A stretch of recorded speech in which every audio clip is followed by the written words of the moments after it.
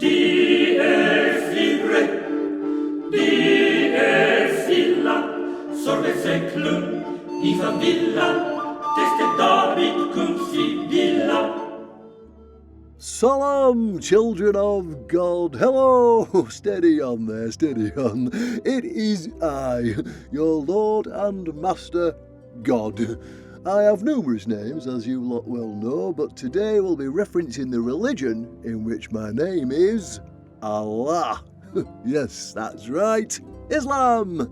Popular to the misconception that the name Allah is mine, it comes from the root Ilah. So anyone who speaks the language of the Quran would refer to their God of choice also as Allah. You know what we're going to do now, don't you?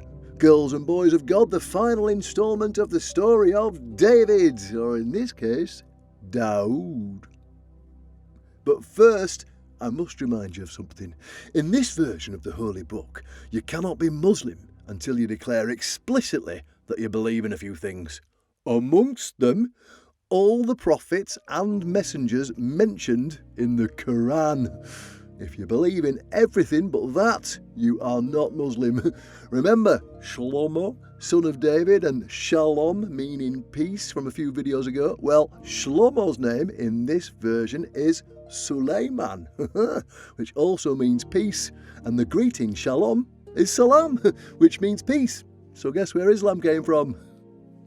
It means peace, and it would do some people a world of good to remember that right now. Oh, my children, they're squabbles. You're naughty, you're so naughty, you are going to spank you. Now, you must be wondering what the difference between prophets and messengers is.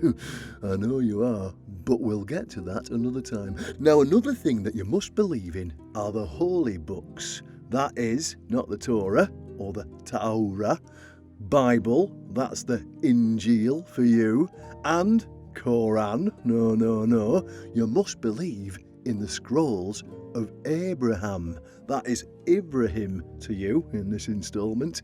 The Zabur, or the Psalms of David, that is Daoud to you here. The Torah, that is the Torah of Moses, that is Musa. The Bible of Jesus, that is Isa here. And of course, the final instalment, the Quran of Muhammad. Oh, why does it have to be so confusing? It's ridiculous. I can't believe it is. Oh, it's so frustrating. You must believe in all of the books and all of the prophets and the messengers and treat them with equal reverence, or apparently you are not Muslim. Likewise, you must believe in all the angels. Yeah. Funny that, I don't mention a lot of them in the book, but Muhammad does a fine job getting their name from my Judeo-Christian instalments. Of course. Chief amongst them is Gabriel, or Jibrail, or rather, Jibril, as I call him, me Holy Spirit. Who else do you know for this one? Oh yeah, the Angel of Death, Azrael, or as he is known here, Israel. Oh, that's a pretty good summation. We can go into the differences and teeny-weeny bits that caused you kiddos to fight for thousands of years a little bit later. Now, back to our main topic. We've got a cracking good show as we continue on this trek of getting to know us most recreations again, David, or Daoud. Now, another difference between the religions, well, at least in terms of what the most orthodox believe anyway, is that Daoud was, for all intents and purposes, sinless. You see, Daoud was not only a king, but a prophet and a messenger, according to these traditions. Now, this may mean naught to you that are not of that religious persuasion, but it means an awful lot to the most orthodox of us Muslim believers. A prophet by his... Oh, they're always blokes, aren't they? Women can only be mothers of prophets, but never prophets themselves. Funny how much difference you humans put on what I placed down there, isn't it? However, here, the most pious and beloved to me of all females is Mary, and for this purpose, Mariam, Mother of Christ. Anyway, as I was saying, yeah, prophets are blokes that are sinless because Ta-da! They're my literal embodiment of good people, but slight difference, they're not created in my image. Just like Judaism. Anyway, we can't have good people mouldering others, faffing about doing now, or having extramarital affairs now, can we? Can we? Well, can we?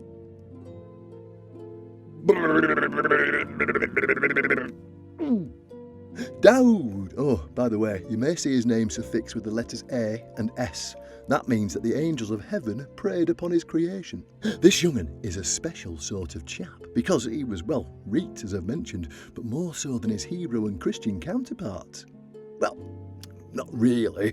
I mean, a lot of his stories came from the Judeo-Christian versions, but there are some surprising other bits. Yeah, funny that, same chap, slight changes in the book, but different attributes. Or are they? Another one of us mysteries. Oh, I love a mystery. Either way, that changes the story slightly in terms of some of the naughtier things that David did that Daoud didn't. For example, in some Jewish traditions, David becomes disillusioned and descends into a sinful life. Not all, but some. But that's all really up to interpretation, isn't it? I suppose one could say that about all of the stories in us books, no? Remember, it weren't me that caused the mistakes, but you lot, and your scholars in all religions and your own interpretations. Remember that. Remember that forever. Always. It's never my fault. Sometimes you take things so literally, and I mean it all in a metaphoric, poetic way. Shalom, peace, shalom. Calm down. Stop getting your knickers in a twist. Back to it then, back to it. Daoud, yes, he was a bloke that were a simple but well-fit and pretty shepherd boy. But let me tell you that this young lad was well devout too. Yes, he was. He loved him some God, didn't he? Oh, yes, he did. And who can blame him? Who doesn't love some of us, eh? You? Do you not love us? Do you? The lad loved us, and it was us that helped him fight off Goliath again in this version with the same deal. A stone that he wanged at the Maccah, hit him in the eye and killed him right on spot. Remember, Goliath here is Jalut. Yay for underdogs. His only weapon, apart from the stone, the sling and his staff, were his belief in us. Because Daoud had no experience fighting whatsoever, and here he is, taking on the biggest giant the Philistines could offer in a one-on-one duel. Scary. But he believed in me, and that's what helped him win. Well, was it? How about you not try that? Go off and face the toughest, strongest bully in your school or work, believing only in us benevolence, and suss out what happens next. It's a fun game. For me at least.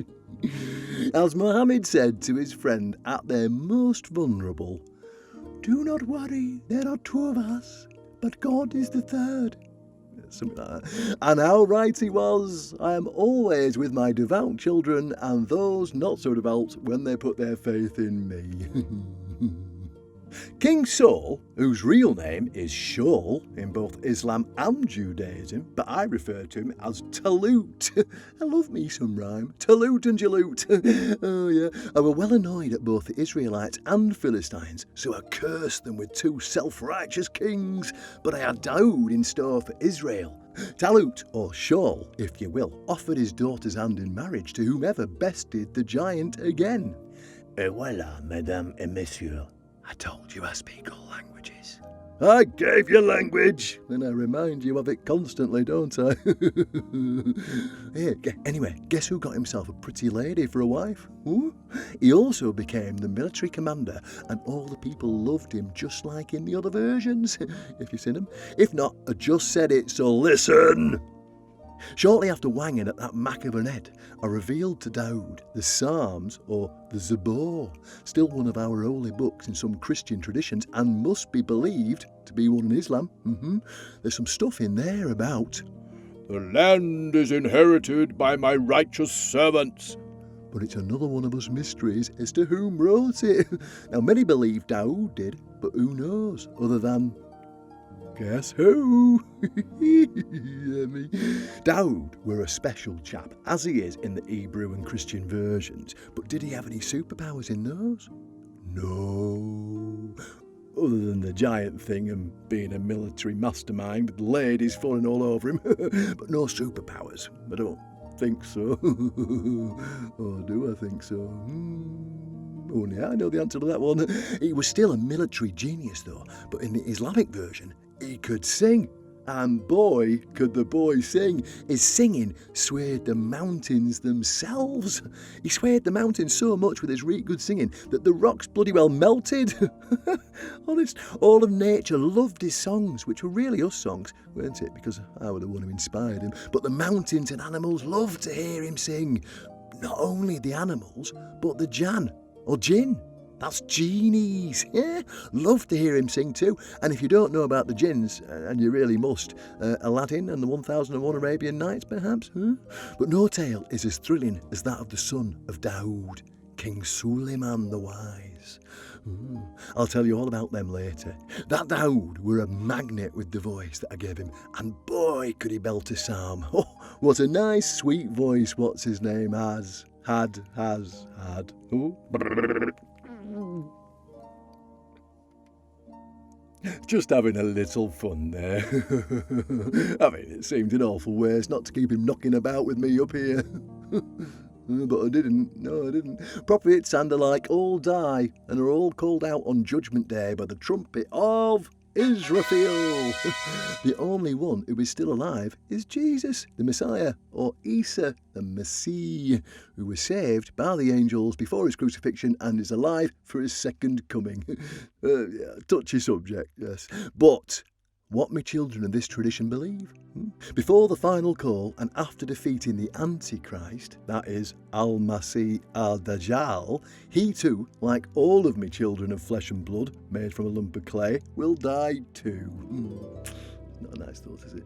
Now, Daoud, not only could he sing to nature, but he could understand birds and sing with them. Wait till we get to the fantastic stories of his son, King Suleiman, and his miracles. When I say speak to birds, I don't mean fit young women, but the actual winged creatures related to dinosaurs. Dinosaurs! Big scary Excuses, me loves. Know your audience, know your audience. Yeah, it's true. Though, well, it is true in the Quran, although only I know the veracity of it. But Daoud understood the language of the birds themselves. One day, he was sitting on a mountain singing, or meditating or something, when he overheard two birds speaking. Hey, what's the matter with you? Why are you after putting your things in me nest, eh? Can you not see I've got me things in me nest already? You bollocks you. Bah, who are you to take claim of this nest? That were my nest before it were yours, and you came right here and took it from me. I don't see your name on it anywhere, and it were mine before it could ever have been yours. Idiot. Ha ha, that's bollocks, so it is. See you, do your knees in so well. As you can see, that's a discussion that happened for millennia on the land, even though technically it took place above the land. Or did it? Ooh. See, Daoud were also the first to manipulate iron, because I bestowed upon him the ability to do so, help the Israelites into winning so many battles. Oh, why didn't I just smite them? Oh, I really could have smitten them so bloody well. See, I taught Daoud the method of making really good armour from iron that were not too cumbersome for the warriors, so they won many battles. It was thanks to his devotion to me that we were able to divine how to make such gladly armour, and the Quran says that he were well devout to us, so devout that he split his nights accordingly. Half the night he slept, a third of the night he prayed, and then, well, I know the answer, but how much time in the night did he have remaining? That's right. 1/6. The rest of the night he went back to sleep. So I suppose, I suppose that's dedication, isn't it? Spend 1/3 of the night praying and 2/3 sleeping. Well, he was one of us favourites after all. Muhammad did rightfully say that the most beloved prayer of all is the prayer of Daud. Oh, that voice. As for that eternal sleep, however, the angel of death, Israel, approached him and said, "Oi, I've given you 40 years to rule as king after Talut died. 33 in Hebron and then 7 in Jerusalem, which is technically our city. Either way, you've had a right good run of it, but it's time to go." Normally, he gets more resistance than that, but Daoud knew it were his time and took his hand into afterlife, where he'll one day wake up and make his way to the highest of heavens, singing the sweetest of psalms. Anyway, my children, that is the end of today's episode, I'm afraid. Wait, afraid? That's not one of us emotions at all. I'm aware, not afraid, that this is the end of today's episode, and I expect you enjoyed it. Of course you did.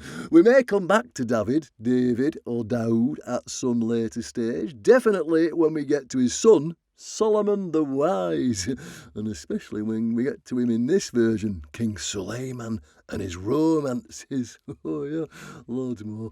Now for now, that's it for this week. Subscribe and comment. Remember to like and hit the little bell, and please comment down below, because if I deem your comment worthy, I may even answer you. An answer from the heavens. Wouldn't that be lovely?